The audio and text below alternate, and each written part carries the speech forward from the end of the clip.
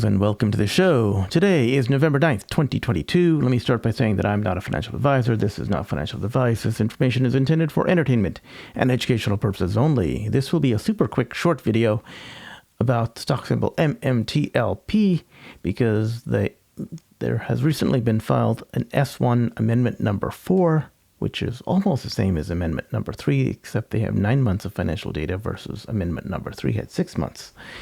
Here we see amendment number 4. Its links are provided for the SEC website where you can download it and read it yourself.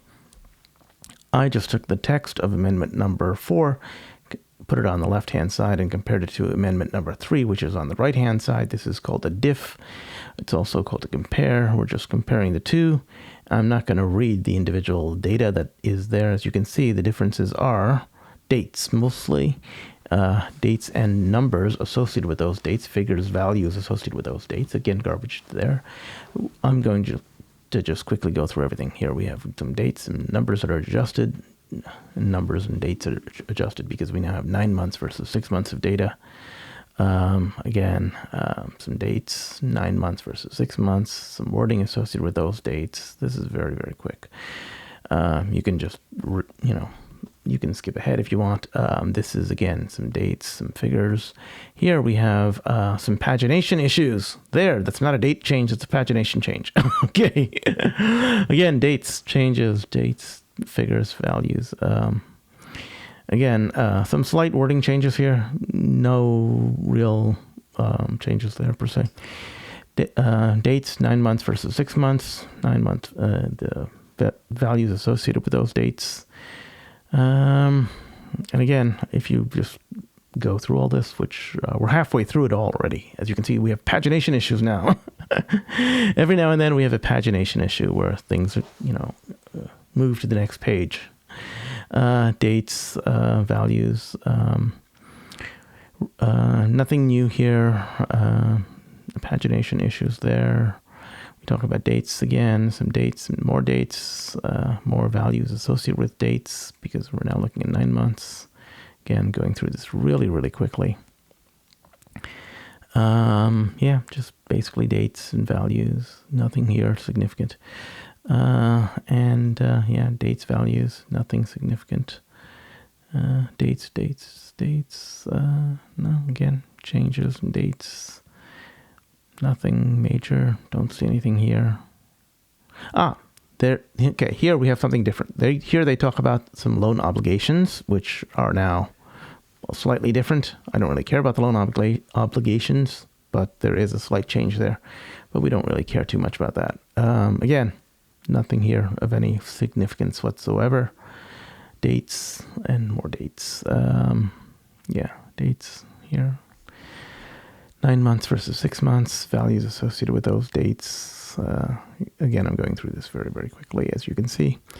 If you want, you can pause the video and just look at any point. This is just looking at every single change that's there from a textual standpoint, and there's really not much to say. It's just dates, and occasionally you get some pagination issues. So nothing new there. I could have saved myself a lot of time by just reading John Brda's tweet, which I did not see at the time. I just did my own tweet. I just did my own analysis. And then after I did my analysis, I made a tweet, and then I noticed, hey, John Brda, he already did this for me. I could have just read his. Anyway, there you go. Here's a video about all of that. The only thing I see that's changed is we now have 9 months of financial data versus 6 months, And I'm guessing it's because the SEC took such a long time to approve this so far. So thank you, John Brda, for your tweet. You basically summarized everything that needs to be said. So I think we're getting very close to the S1 approval by the SEC because there are very few changes here. This is just 9 months of data versus 6 months of data. So we're looking at 1 week or less, maybe. Who knows? Why do I say this? Well, we can look and see what WilmerHale has to say. They are a premier law firm that is located in Silicon Valley or various other places. They're probably around the US of A. Anyway, they say that it shouldn't take too long. The elapsed time between the S1 filings and the SEC comment letters, it should be very, very quick. We're in the fourth comment. We're in the fourth now comment letter, right? So it should take anywhere from, we could be done in 3 days. Who knows? The SEC is probably looking forward to Thanksgiving and planning their vacations. If you are brand new to MMTLP, I have some videos about that are for you. 1 year of trading just summarizes the entire thing of what MMTLP is. We've been trading on OTC markets for a year. My last video was about shorts who are actually triggering stop losses, and that's how they do short attacks. So it gives you some insight into short attacks and stop losses. I also made an FAQ, frequently asked questions, again, for brand new investors. If you're an old-time investor, you know everything that's going on with this. Well, the main thing about the FAQ is that various financial sites have the numbers wrong for MMTLP. MMTLP is a preferred share, and it has no market cap. As a result, it is also there are also 165 million shares of MMTLP. A lot of sites happen to say that there are 320 million shares of MMTLP, which is not the case. Those 320 million shares are of MetaMaterials, which is a parent company. And so there's a lot of misinformation out there, but so I attempt to clear that out. All that said, we have, as we've been going through this S1 filing process, I have a bunch of videos about the S1 filing process. Each video assumes that you've seen the video before it. The very first video goes over the S1 filing in detail, and then there's a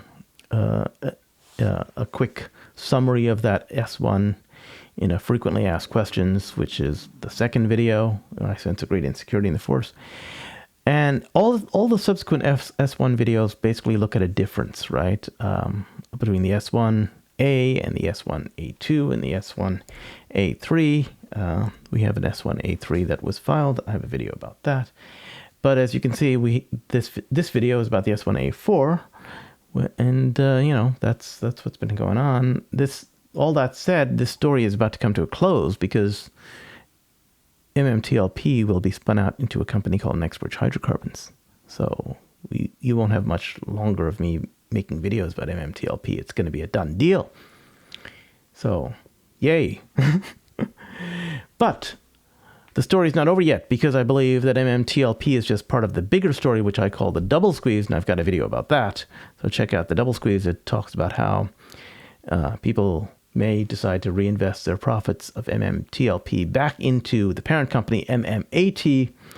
And the reason I think that may happen is because of a tweet by George Palikaris, or some comments by George Palikaris, the CEO of MetaMaterials, the parent company of MMTLP, by the way. And he said, hey, wouldn't it be nice if you make a lot of money on MMTLP, maybe you might want to invest some of that money back into MMAT. So the story's not over yet. At least I don't think it's over yet.